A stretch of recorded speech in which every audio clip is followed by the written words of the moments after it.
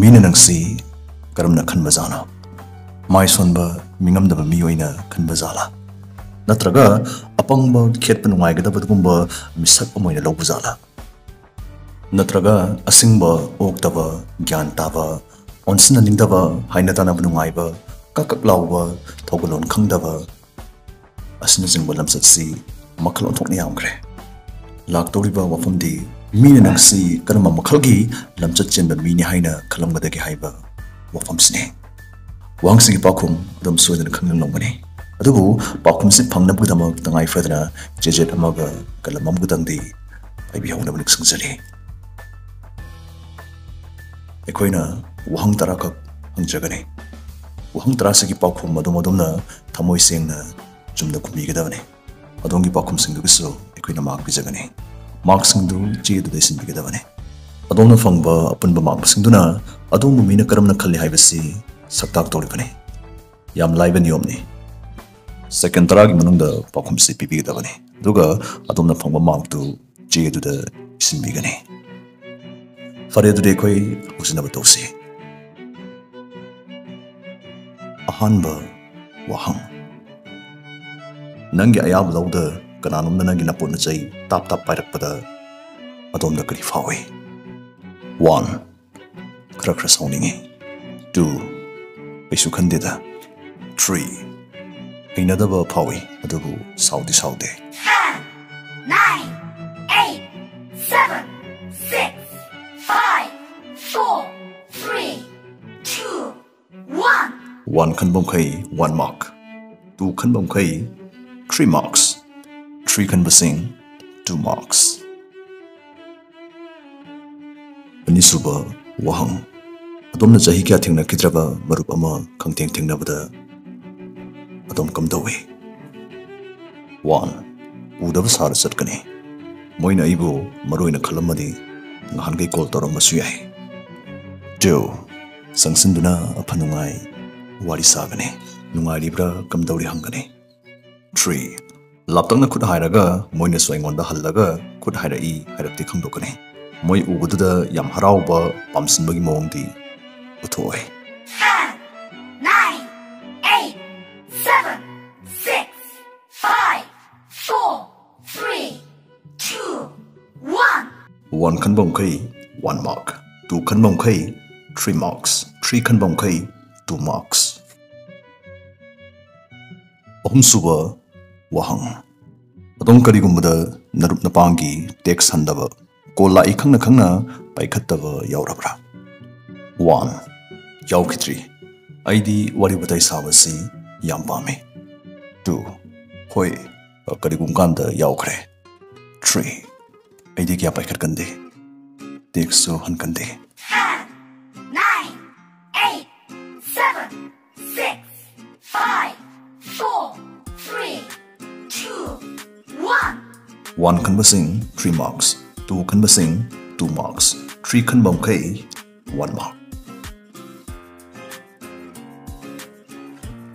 मरिसुबा वहंग अदोम साउगनब्रा 1 होय साउगले 2 साउगनदे 3 मतंग मतमना पूरे 10 9 8 7 6 5 4 3 2 1 1 खनबसिंग 1 mark 2 खनबसिंग 3 marks 3 खनबसिंग 2 marks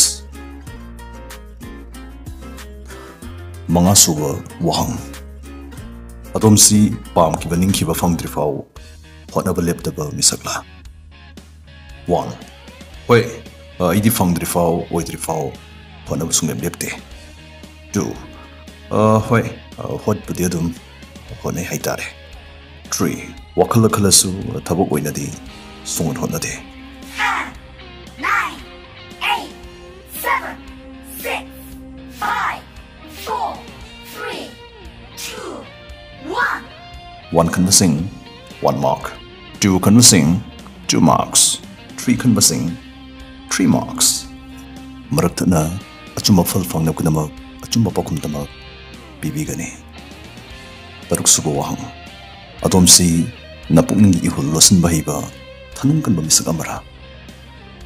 1. Hoi, ide akhanaba miyosing da khak pungni wasi kangthoi. 2.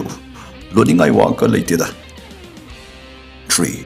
Aidi phawrok khorok padum haidoi dongdong gi mini. 10, 9, 8, 7, 6, 5, 4, 3, 2, 1.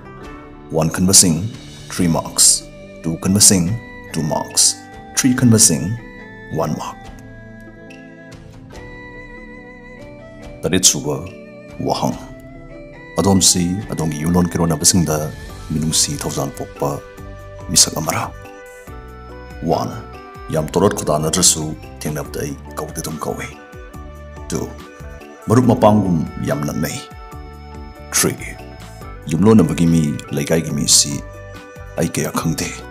10, 9, 8, 7, 6, 5, 4, 3, 2, 1. 1 kan ba sing 2 marks.